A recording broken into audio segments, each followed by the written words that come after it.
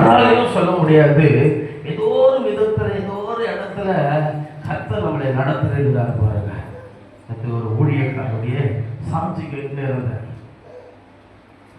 ஆவடியில் ஏசிய சர்ச் அந்த ஐயாவுடைய சாட்சி கேட்டுன்னு அவர் ஒரு நாள் இப்படி கேட்டுன்னு இருந்தார, எசப்பா இன்னைக்கு ஒருவேளை கட்சிக்காவது எனக்கு என்ன பண்ணுங்க உதவி செய்யுங்கன்னு சொல்லிட்டு ஜோமணி அவர் கேட்டுட்டு விட்டுட்டாரா.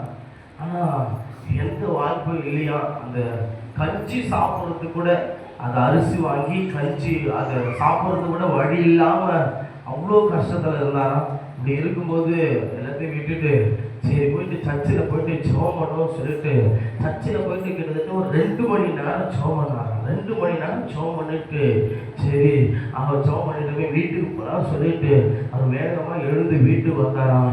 வீட்டில் வந்து பார்த்தா அவர் 3 ரூபாய்க்கு ஆசைப்பட்டாராம். ஆனால் 30 ரூபா தெய்வம் தேவைகளை சந்தித்தாராம். அவர் கட்சியில் ஆசைப்பட்டாரு. ஆனால் நல்லா சாப்பிட்டு திருப்தியாக இருக்கும்படி கர்த்தர் உதவி செஞ்சார். சொன்னாரு, ஒரு 8 மணி நேரம் வேலை செஞ்சா அன்னைக்கு 3 ரூபா தான் கொடுத்துருப்பாங்க. ஆனால் 2 மணி நேரம் தெய்வ சமூகத்தில் வந்து அமர்ந்திருந்த எனக்கு 30 ரூபா கர்த்தர் கொடுத்தார். அதுதான் எந்த இடத்துல எந்த சூழ்நிலையிலும் தேவனை நம்பி இருக்கிறவர்களை கர்த்தர் கைவிடவே மாட்டார். எந்த இடத்துல கர்த்தர் கைவிட மாட்டார். எந்த சூழ்நிலை கர்த்தர் கைவிட மாட்டார்.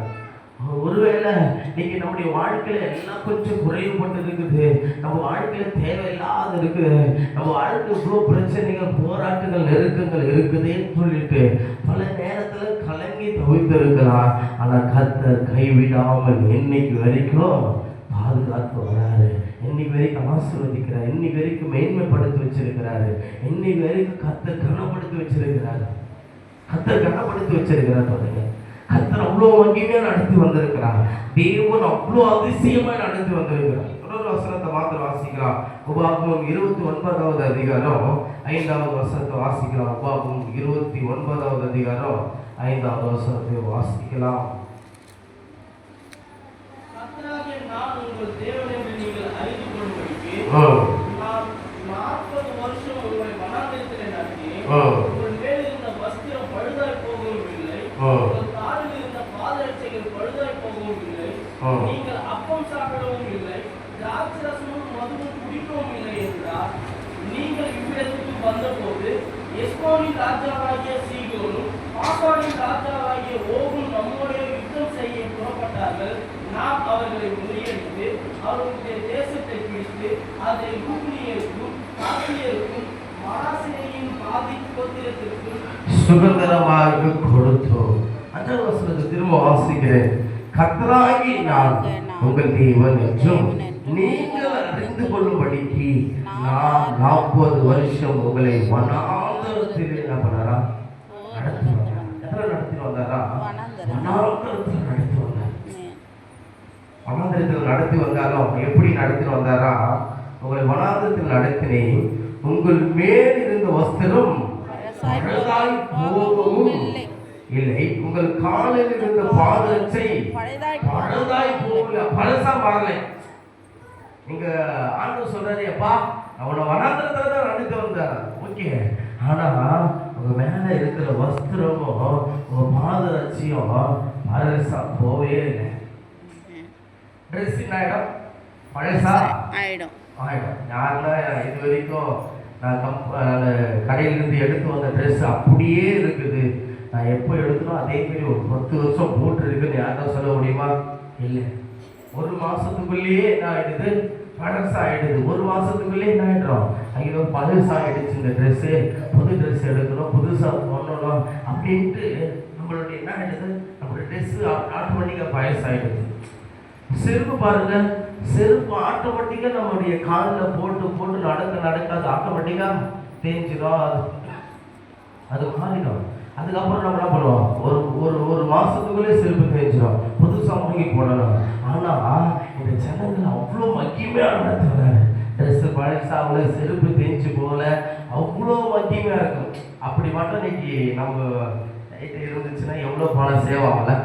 ஒரு மாதத்துக்கு எவ்வளோ ட்ரெஸ் எடுக்கிறோம், எத்தனை செருப்பு வாங்குறோம், அது ஒரு நாளாக மோசம். ஒரு செருப்பு எடுக்க போனால் 2 செருப்பு எடுத்துன்னு வருவேன். 2 செருப்பு எடுத்துன்னு வந்து இது ஒரு இடத்துல போடுவோம், அது ஒரு இடத்துல அப்படிதான் இருக்கும். அப்போ இஸ்ரவேல் ஜனங்களை நடத்துறது போல நம்முடைய ட்ரெஸ் செருப்புலாம் தேஞ்சு போகாம அப்படியே ஒரே செருப்பா இருந்துச்சுன்னா எவ்வளோ பணம் செலவாயிடுது. அப்படி நமக்கு சேமித்து வச்சிருக்கலாம். நம்ம ட்ரெஸ் எல்லாம் அப்படியே இருந்துச்சுன்னா அது எப்படி இருந்திருக்கு பாருங்க. இன்னைக்கு நம்ம நல்லா இருந்திருக்கலாம், கடை இல்லாம வளர்ந்துருக்கலாம். அப்படிதான் இஸ்ரவேல் ஜனங்கள் அவ்வளோ மகிமையா நடத்திட்டு வந்தார். ட்ரெஸ் பழசாவல, செருப்பு தேஞ்சு போகல, வாழ்க்கையில எல்லாத்தையும் கர்த்தர் கொடுத்து ஆசீர்வதித்து மேன்மைப்படுத்தி கனப்படுத்தி அவ்வளோ மகிமையாய் கர்த்தர் உங்களையும் என்னையும் நடத்தி வந்திருக்கிறார். கர்த்தர் நம்மளை கோஷித்து வந்திருக்கிறார். அல்லேலூயா, அல்லேலூயா, அல்லேலூயா. அவ்வளோ அழகா நடத்திட்டு வந்திருக்கிற தெய்வம் நம்ம தெய்வம். யாருதான் சொல்ல பாருங்க, யாருக்கிட்டே நிற்க தேவையில்ல. கர்த்தர் அவ்வளோ மகிமையாய் தேவன் நடக்க அவர் சித்தமுள்ளவராக இருக்கிறார். அவ்வளோ மகிமையாய் நடக்க அவர் தேவன் அவர் அதை பாருங்க. அந்த கடைசி வசனம் மாத்திரம் வாசிக்கலாமா? 8வது வசனத்திலே கடைசி பகுதி மாத்திரம் வாசிக்கலாம். மனசின் பாதி கொடுக்கிறதுக்கு சுதந்திரமாய் கொடுத்தாங்க. சுதந்திரமா கொடுத்தாங்க. இவங்க கொடுத்தது ஒண்ணுமே இல்லை, ஆனாலும் கர்த்தர் இவங்க கூட இருந்ததுனால எல்லாவற்றையும் ஜெயித்து சுதந்திரமாய் கொடுக்கும்படியான கிருபைகளை செய்தார். சுதந்திரமாய் கொடுக்கும்படியான கிருபைகளை செய்தார். கர்த்தர் அவ்வளோ மகிமையா நடத்தி வந்தார், அவ்வளோ ஆசீர்வாதமா நடத்தி வந்தார். நடத்தி வந்த தெய்வம் இனிமேலும் நடத்துவார். நடத்தி வந்த தெய்வம் கர்த்தர் இனிமேலும் நம்மை அவர் தாங்கி நடத்த அவர் வல்லவல்லவராகவே இருக்கிறார். கர்த்தர் ஆசீர்வதிக்கிறவராகவே இருக்கிறார். ஆனா ரெண்டாவது காரியம், ஃபர்ஸ்ட் சொன்ன இஸ்ரவேல் ஜனங்களை 40 வருஷம் அவ்வளோ அழகா நடத்திட்டார். ரெண்டாவது காரியம், இங்கே மோசே நடத்திட்டு வராரு. நடத்திட்டு வந்துட்டு ஒரு இடத்துல வெட்டிட்டாரு, நிறுத்திட்டாரு. மோசையும் எடுத்துட்டாரு. மோசே மரித்த பின்பு இந்த ஜனங்களை யாரு நடத்துவாங்க, எப்படி நடக்கும், எப்படி இருக்கும், அப்படியாப்பட்ட சூழ்நிலையில தான் இருக்கிறாரு. ஜனங்கள்லாம் அப்படிதான் இருக்கிறாங்க. இப்ப ஆண்டவர் யோசுவா பார்த்து சொன்னாரு. யோசுவா பார்த்து அந்த வசனத்தை திரும்ப வாசிக்கலாமா?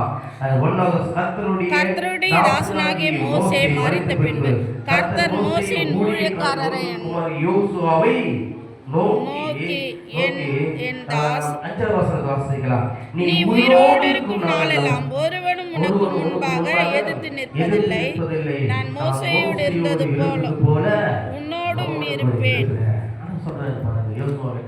மோசையோடு கூட இருந்தது போல உன்னோடு இருப்போமா? ஒருவேளை நீங்க இருக்கலாம், எல்லாம் முடிஞ்சு போச்சு, அடுத்தது என்ன செய்யறதுன்னு தெரியல, அடுத்தது நம்மளை யாரு நடத்துறதுன்னு தெரியல, அடுத்தது என்ன பண்றதுன்னு தெரியலன்னு யோசிக்கலாம். ஆனா ஆண்டவருடைய வார்த்தை சொல்லுது, மோசையோடு கூட இருந்தது போல உங்க கூட இருப்பேன், நடத்துவேன். ஒருவரும் உங்களை எதிர்த்து பேச முடியாது. வாசிக்கலாமா? எதிர்த்து நிற்க முடியாது. சில நேரத்துல பாருங்க, நம்முடைய வாழ்க்கையில பல பேர் எதிர்த்து நிற்கலாம். நீ எப்படி இதை செய்யலாம், நீ எதை எப்படி பண்ணலாம், உனக்கு எப்படி இந்த ரூல்ஸ் இருக்கா, அப்படி இப்படின்னு பல காரியம் சொல்லலாம். ஆனா கர்த்தர் நம்மோடு கூட இருக்கும்போது ஆண்டவரை எல்லா சத்துருக்களுக்கு முன்னாடி நமக்கு ஒரு பக்தி அமைக்கப்படுத்தி நம் தலையை எண்ணெயினால் அபிஷேகத்து கர்த்தர் நடத்த சித்தமுள்ளவராக இருக்கிறார். கர்த்தர் நடத்த அப்படிதான் நடத்தி வந்திருக்கிறார். தேவன் அப்படித்தான் நம்மளை சுமந்து வந்திருக்கிறார். யாருமே இல்லப்பா, அடுத்தது எப்படிலாம் இதுவரைக்கும் நடந்து வந்ததுக்காக நன்றி. கர்த்தருடைய ஆசீர்வாதத்தை இயேசுவின் நாமத்தில் ஜெபிக்கிறாங்க பிதாவே. ஆமென். என்ன செய்து சொல்வோம்? ஆத்துமாவே கர்த்தரை ஸ்துதி, என் முழு நாமத்தை ஸ்தோத்திரி, என் ஆத்துமாவே கர்த்தரை ஸ்துதி.